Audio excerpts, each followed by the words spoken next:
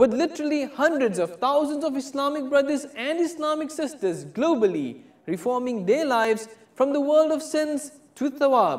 This truly is the Madani revolution, which is found in the Madani environment of Dawat-e-Islami. But how is this happening, and what is the reason for this? It is through the tireless efforts of a great and pious intellectual individual whose Madani pearls of wisdom are reviving the spirit of Islam and the love of the beloved Nabi Muhammad sallallahu ta'ala alayhi wa alihi wasallam. By the virtue of his simplicity, modesty and sincerity to reform the Muslim Ummah, the Madani revolution has begun. This spiritually uplifted personality is none other than His Eminence, Shaykh Tariqat Amir Ahl Sunnat, the founder of Dawat-e-Islami, Hazrat Allama Maulana Abu Bilal Muhammad Ilyas Attar Qadri Razvi Ziyai Damat Barakatuhumul Aliyah. Now, for your convenience, Madani channel will present you with a silsila on some of his books and booklets. Don't miss the silsila, Discourses of Attar, only on your Madani channel.